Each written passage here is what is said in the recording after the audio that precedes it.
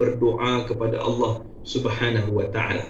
Iaitulah dengan doa yang sangat-sangat cantik diajar oleh Nabi sallallahu alaihi wasallam.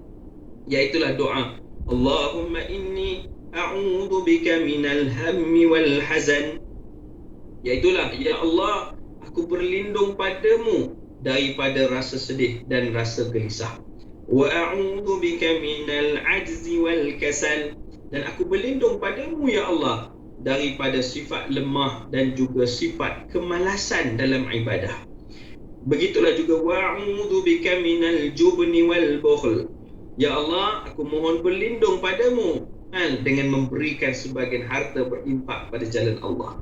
Dan yang seterusnya wa'udzu bika min ghalabatid daini wa qahrir rijal. Dan aku mohon perlindungan ya Allah daripadamu dari cekap hutang dan juga penindasan daripada orang lain.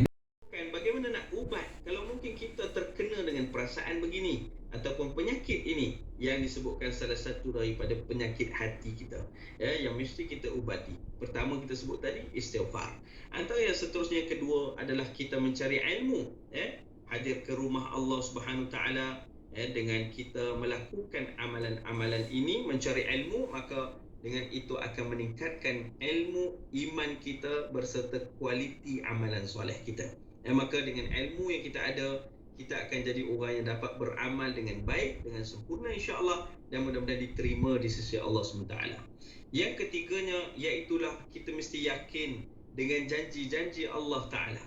Keyakinan itu datang bila kita menuntut ilmu tadi. Maka mulakan dengan menuntut ilmu, kemudian seterusnya kita akan datang yakin kepada ilmu, kepada apa yang telah Allah khabarkan dalam Quran dan apa yang telah Nabi SAW sebutkan dalam hadis Nabi SAW tentang amalan sedekah, tentang amalan berbuat baik pada keluarga, tentang amalan berbuat baik kepada orang yang sekeliling kita, tentang bagaimana kalau kita memberi. Baginda Nabi sebutkan mana qasad sadaqatu min mal, jangan kita berkira-kira dalam memberi, dalam bersedekah, sebab Nabi sebut tidak akan pernah kurangnya harta orang-orang yang bersedekah. Jadi kita tahu tentang ilmu tu, maka Imam An-Nawawi rahimahullah ta'ala menyebutkan orang yang sedekah ni harta dia takkan kurang.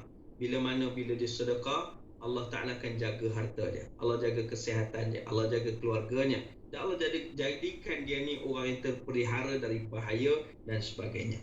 Dan yang seterusnya yang keempat adalah kita berusaha ikhlaskan diri kita dalam beramal. Bagaimana nak dapat ikhlas ni? Kita mesti latih diri kita, latih hati kita. Iaitulah kita buat amal tak berkira, tak rasa cukup dengan apa yang ada. Kita mesti pertamanya ada sifat khauf, iaitu rasa takut. Ya Allah, aku buat banyak silap padamu ya Allah, takut pada kemurkaan Allah. Dan juga sifat raja, iaitulah sifat berharap terhadap amalan kita mudah-mudahan diterima oleh Allah. Jadi orang beriman, kata para ulama, mesti ada dua sifat ini. Sifat khauf, takut pada Allah. Yang kedua adalah sifat raja, berharap kepada Allah. Iaitulah takut kalau amalan ditolak, dan yang kedua berharap supaya amalan diterima oleh Allah Ta'ala. InsyaAllah dengan adanya dua perasaan ini, dua sifat ini dalam diri kita, kita akan berikhlas dalam amalan kita. Maka dan setiap amalan itu kita lakukannya dengan rasa takut kepada Allah, kemurkaannya dan sebagainya, dan rasa berharap supaya Allah terima amalan soleh kita. Yang seterusnya, yang keempat adalah kita kena perbanyakkan berdoa kepada Allah Subhanahu wa ta'ala. Iaitulah dengan doa yang sangat-sangat cantik diajar oleh Nabi sallallahu alaihi wasallam. Iaitulah doa Allahumma inni a'udzu bika minal hammi wal hazan. Iaitulah ya Allah, aku berlindung padamu daripada rasa sedih dan rasa gelisah. Wa a'udzu bika minal ajzi wal kasal. Dan aku berlindung padamu ya Allah daripada sifat lemah dan juga sifat kemalasan dalam ibadah. Begitulah juga wa'udzu bika minal jubni wal bukhl. Ya Allah, aku mohon berlindung padamu dengan memberikan sebagian harta berinfak pada jalan Allah. Dan yang seterusnya wa'udzu bika min ghalabatid daini wa qahrir rijal. Dan aku mohon perlindungan ya Allah daripadamu dari cekap hutang dan juga penindasan daripada orang lain. Doa ini kita amalkan setiap kali lepas solat kita. dalam banyak waktu hidup kita, sebab doa ni sangat-sangat cantik.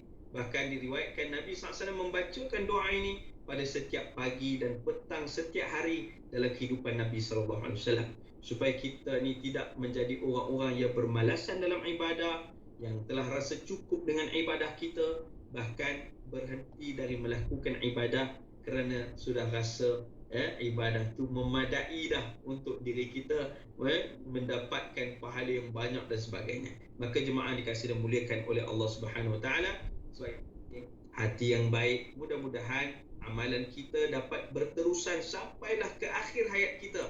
Nabi menyebutkan ahabul amal ila Allah adwamuha wa inqal. Amalan itu yang dicintai oleh Allah adalah amalan yang dilakukan walau sedikit tapi berpanjangan sampailah ke akhir hayat kita, berbanding amalan yang hanya dilakukan satu masa tetapi yang berhenti di situ, tak buat dan lepas itu. Ini satu kerugian. Sebab itu kita lakukanlah amalan yang konsisten, insya-Allah, berdoa pada Allah, perbanyakkan melakukan ibadah-ibadah, menuntut ilmu dan sebagainya, insya-Allah kita akan menjadi hamba-hamba yang berjaya di dunia dan di akhirat kelak. Aku qauli hadza wa astaghfirullahal azim wa lakum. Wassalamualaikum warahmatullahi wabarakatuh.